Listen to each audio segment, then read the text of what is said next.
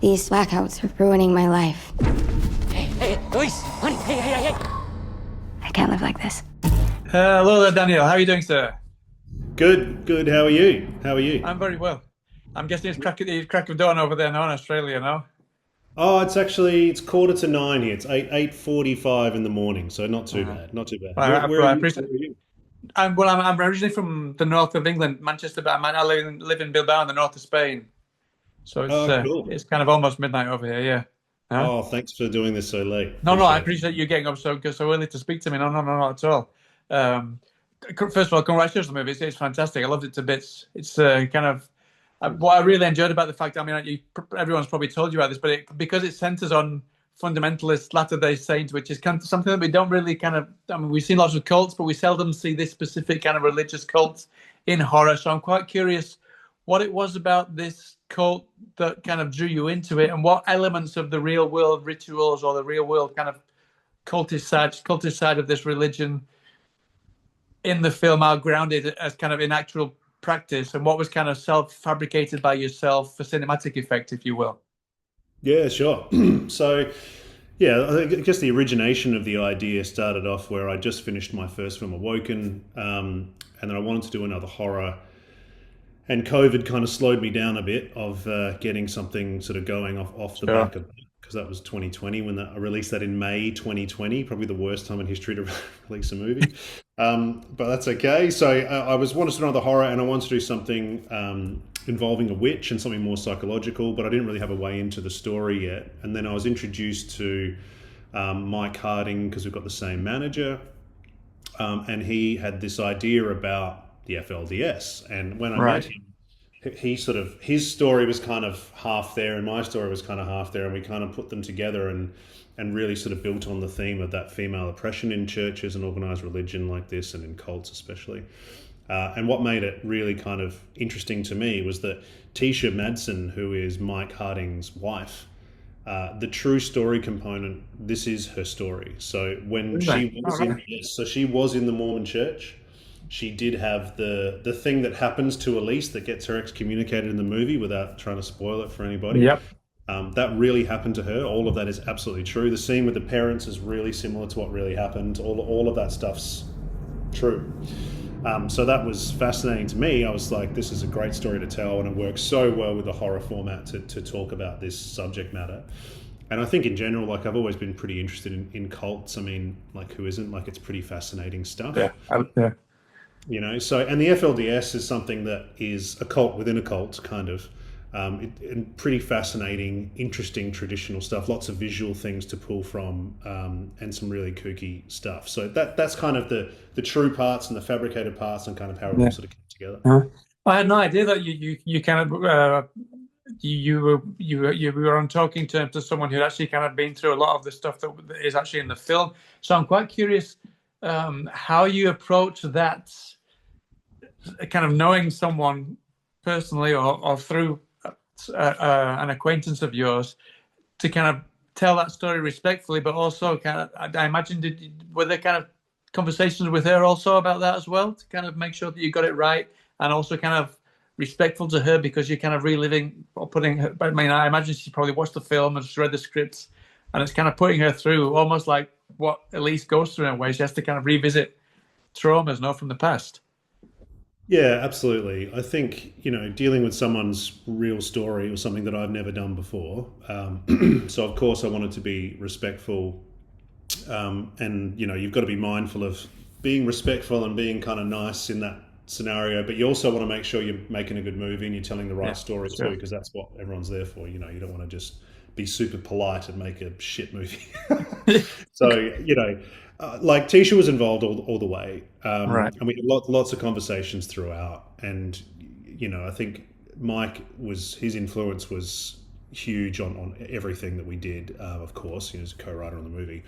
But I think, it was really nice. They came to Australia and visited the set. And Tisha sort of walked around, just like, oh, wow, this is amazing. Like, seeing she was there for the baptism for the dead scene and some of that stuff. So her watching the final product, like when I'd sent them a link to the film, because I live in Colorado, and yeah, she just said that absolutely nailed it. Like the team absolutely nailed it. You know, like we really got it right, and she was really proud and happy with the movie, which is the best praise you can get from anybody for something like that. You know, it was Especially as someone who's gone through something similar. Sure, yeah. yeah, it was a nice moment. So I'm very glad she was happy with it, and yeah, it's kind of true to what happened.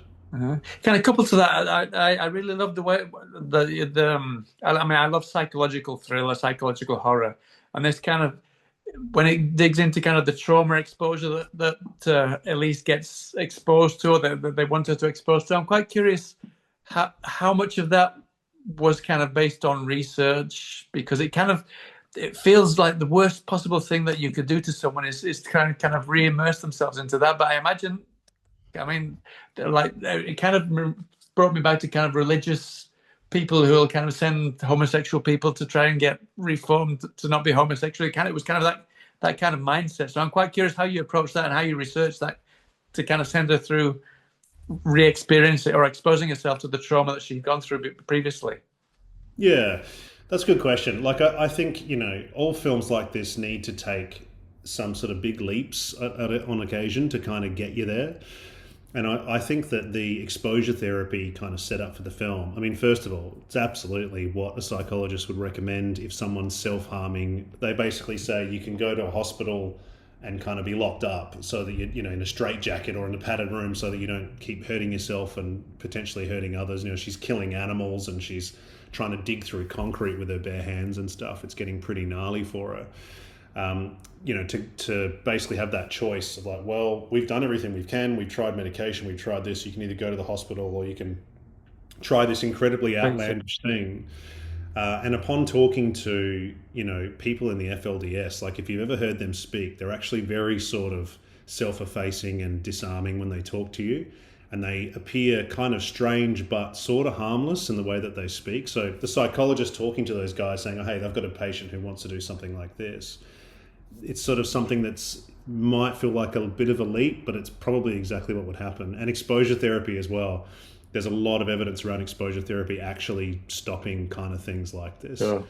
So it was enough for us to kind of say, okay, this is a good thing to put her in this situation, and the drug stuff is an FLDS staple. Like certainly, you know, from the days of Joseph Smith, lots of drugs taken to have these kind of visions of angels, and you know, the guy found a bunch of plates in the ground and stuff. Like you're not doing that unless you're seriously high. So I mean, that guy had a lot of drugs, and what it did was it allowed people to see visions of God, and then, you know, of course they'll believe in religion. Who wouldn't believe in religion? If you don't understand the science behind how a psychotropic drug works, and you think that, you know, you eat a mushroom and you see God, it's like, of course religion's real, right? Of course plates are in the ground and explaining everything to me in plain English. So yeah, I think the logic is there if you know the background of how the FLDS operates. Yeah. Mm-hmm. But they're giving me 2 minutes to go, so just before I leave you, I can't not talk about the special effects.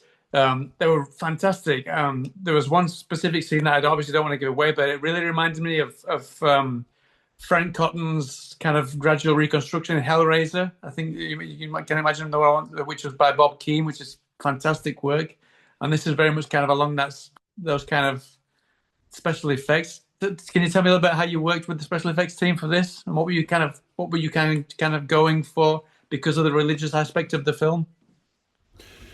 Yeah, so physical effects, I absolutely love physical effects for a few reasons. I'll be as quick as I can too on this without talking about it for an hour, because I'm sure I can talk about it all day. Physical effects just look better, in my opinion. It's very probably trendy for everybody to say, oh, physical, you know, but I really, really think that they genuinely just look better than visual effects, and especially this budget level as well. Like we can't hire ILM to come in and do effects, right? So we have a budget that we need to work within. The good thing about physical effects is not only do they look better, but they're physically on set. So the imagination leap for me that I'm already doing, I don't have to extend that to things that don't exist and aren't there. Yeah, and the actors as well, yeah. Yeah, the cast don't. The cast can see stuff and interact with real physical things and really see what things are going to look like, which just makes the performances better, which, in my opinion, the performances are the most important thing of any movie. Mm-hmm. So I think, you know, working with the special effects guys, we really wanted to develop a really interesting look for LaRue that was familiar enough with the witch kind of stuff that everyone kind of would expect to see from something like this, so that we can keep it sort of scary. And we tried going in other directions and it just wasn't scary enough, and we kept bringing it back to sort of some of those sort of more common maybe looks for a witch. But the thing that we really wanted to get in there was the tearing out of the hair is very thematic to the oppression of women in the church and the idea they need to wear their hair a certain way, it needs to be long. And so there's lots of hair kind of motifs throughout the whole film, and that's all kind of about that, people pulling their hair out in rejection of those kind of restrictions on them. And certainly the pink dress is kind of, you know, just the fastest way we can shortcut to some idea of a visual representation of femininity in the film, to say this is all the oppressed feminine people that the church has wronged over the years, sort of personified in this kind of presence. So all those things came together to sort of design LaRue and the physical kind of part of her. And yeah, I was pretty happy with how it turned out. It was good. Oh, that's great. Yeah, it was great. Listen, Daniel, I could speak to you for hours about that, but thank you so much for your time. Thanks so very much for getting up so bright and early and speaking to me. And I wish you the best of luck with the movie.